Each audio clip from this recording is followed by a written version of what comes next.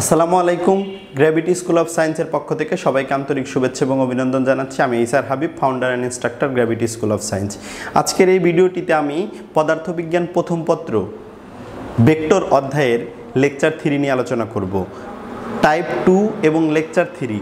Type 2তে এর আগে আমি টাইপ 2 এর প্রথম লেকচারটিতে আমি আলোচনা করেছিলাম ভেক্টর যোগের বিভিন্ন সূত্রগুলো। তা আজকে আমি ভেক্টর যোগের এই সূত্রগুলো ব্যবহার করে কিছু ম্যাথমেটিক্যাল টার্ম দেখানোর চেষ্টা করব।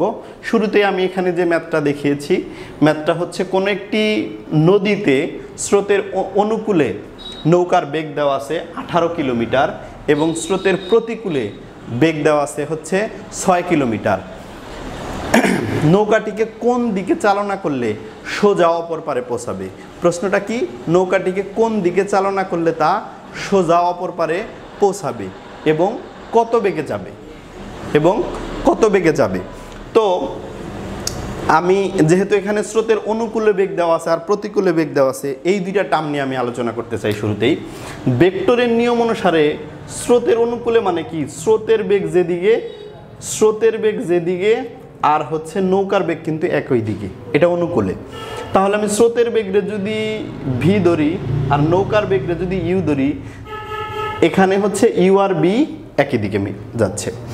তাহলে আমি ভেক্টরের এর আগের লেকচারটিতে যে টাইপটা আলোচনা করছিলাম সামন্ত্রিক সূত্র, সেই সামন্ত্রিক সূত্রের মধ্যে কিন্তু বলছিলাম যে দুইটা ভেক্টর যখন একই দিকে থাকে তখন তাদের মধ্যকার কোণ হয় 0 ডিগ্রি এবং তাদের লব্ধির মান হয় তখন সর্বোচ্চ। এবং সর্বোচ্চ এই মানটা বের করার নিয়ম কি? সর্বোচ্চ মানটা বের করার নিয়ম হচ্ছে ওই দুইটা ভেক্টরের যোগফলের সমান। তাহলে সেই কারণে এই যে স্রোতের অনুকূলে যে বেগ আছে, এটা যেহেতু স্রোত যেদিকে যাইতেছে নৌকাটাও সেদিকে যাচ্ছে, একই দিকে হওয়ার কারণে তাদের লব্ধির মান হবে যোগফল। তাহলে একটু ধরে নেই, শুরুতে ধরি স্রোতের বেগ হচ্ছে ইউ আর নৌকার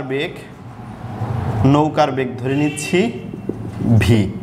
এখন স্রোতের অনুকূলে বেগ মানে কি? স্রোতের অনুকূলে বেগ, দ্যাট মিনস স্রোত যেদিকে যাইতেছে বেগও নৌকাটাও সেদিকে যাচ্ছে, that means u plus b হবে। ইউ প্লাস বির মান উদ্দীপক অনুসারে বা কোশ্চেন অনুসারে 18 দেওয়া আছে এবং স্রোতের প্রতিকূলে বেগ দেওয়া আছে।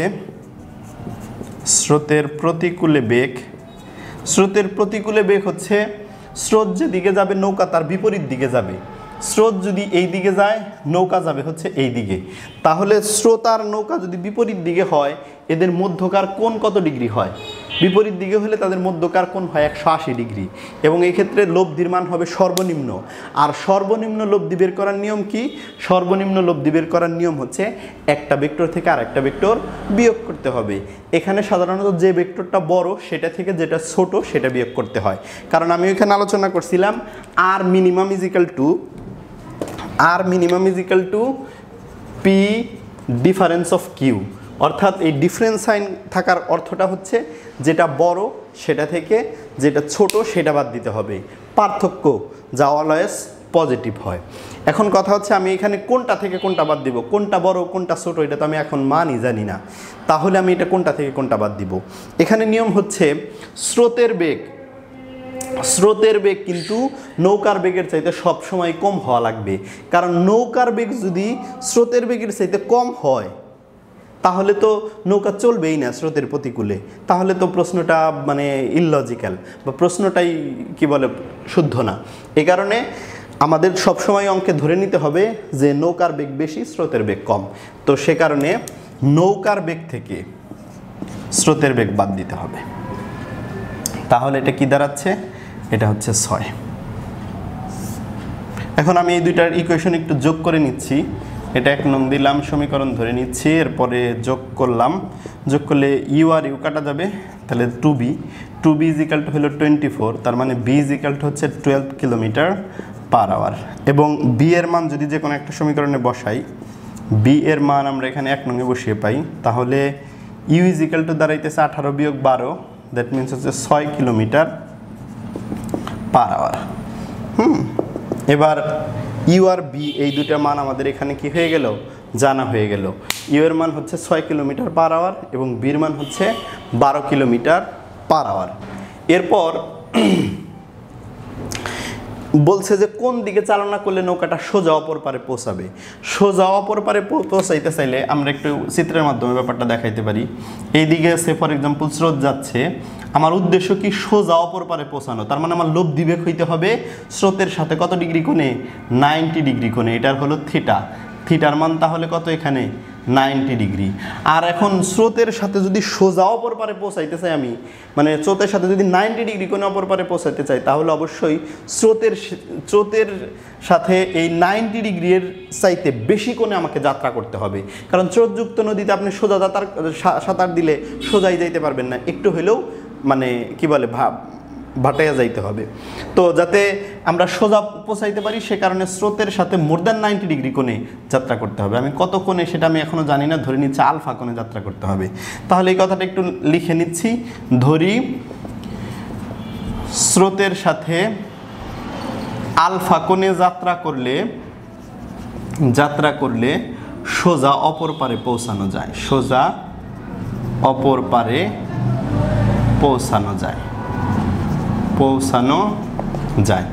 সুতরাং tan থিটা সমান কি, tan থিটা মানে হচ্ছে tan 90। এখানে আমরা সূত্রটাই লিখি, tan থিটা ইজিক্যাল টু, আমরা ওই সামুদ্রিক সূত্রে পড়ছিলাম tan থিটা সমান q sin alpha divided by p plus q cos alpha. ওইখানে থিটাটা ছিল পির সাথে উৎপন্ন কোণ, এখানে থিটাটা হচ্ছে কার সাথে, বি এর সাথে উৎপন্ন কোণ, বি এর সাথে ইউ এর সাথে উৎপন্ন কোণ। তাহলে এখানে হবে b sine alpha, q sine alpha, that means b sine alpha divided by u plus b cos alpha, এরকম হবে। এখন থিটার মান যদি 90 বসাই, tan 90-র মান হচ্ছে অসংজ্ঞায়িত, তাহলে অসংজ্ঞায়িত যদি আমরা মান বসাই তাহলেও তো এখানে কোনো সমাধান আসবে না। একটু ইউ বির মান বসাই নিচ্ছি, বির মান হচ্ছে 12 সাইন আলফা ডিভাইডেড বাই হচ্ছে ইউ হলো 6 প্লাস 12 কজ আলফা। আমরা tan 90-র মান যদি অসংজ্ঞায়িত বসাই তাহলে কিন্তু এখানে কোনো সমাধান আসবে না। এজন্য সমাধান করতে গেলে আমাকে এখানে একটু কৌশল অবলম্বন করতে হবে। অসংজ্ঞায়িত না লিখে আমাদেরকে 1/0 এইভাবে লিখতে হবে। মানে 1/0 লিখলে কি হয় যে অসংজ্ঞায়িত মিনিংটাও ঠিক থাকলো, আবার আমার অঙ্কের একটা সমাধান আসবে। মানে কি বলে যে সাপও মরবে লাঠিও ভাঙবে না, এরকম ব্যাপার। তো এখন আমরা যদি এটা একটু যা আছে তাই লিখি, আমরা যদি একটু আড়াআড়ি গুণ করি তাহলে কি দাঁড়াচ্ছে যে 6 প্লাস 12 কজ আলফা সমান কত, 0, বা কজ আলফা সমান কি -6/12,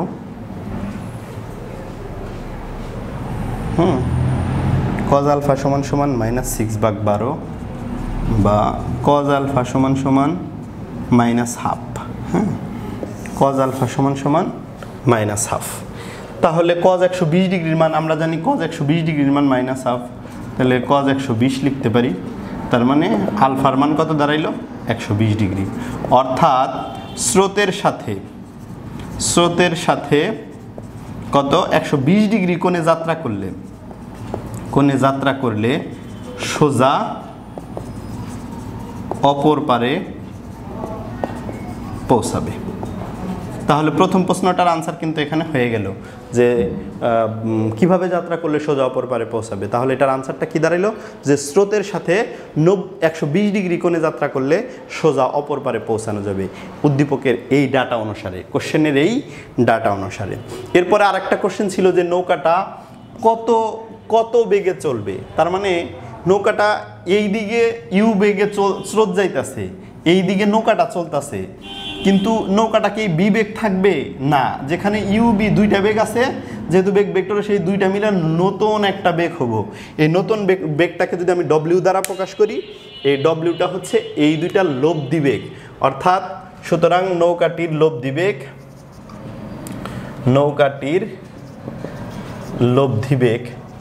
দুইটা বেগ যদি ডব্লিউ দ্বারা প্রকাশ করি তাহলে u square plus b square plus 2UB cos alpha. এখন এখানে সবগুলা মান কিন্তু আমাদের এখানে জানা, এই মানগুলো বসিয়ে দিলেই হবে। ইউ এর মান হলো 6, বির মান হচ্ছে 12, 2U মানে হলো 6 গুণন 12 গুণন cos 120, এগুলা বসিয়ে দিলে এখানে সম্ভবত ক্যালকুলেটরের মান বের করলে 10.39 কিলোমিটার পার আওয়ার আসে। একক কিলোমিটার পার আওয়ারই হবে, কারণ হচ্ছে ইউবি এগুলা প্রত্যেকটার বেগ কিন্তু কিসে দেওয়া আছে, কিলোমিটার পার আওয়ারে দেওয়া আছে, সে কারণে এখানে ডব্লিউ যে লব্ধি বেগটা বের হবে সেটাও কিন্তু কিলোমিটার পার আওয়ারে আসবে। আশা করি সবাই বুঝতে পারছেন। Thank you so much.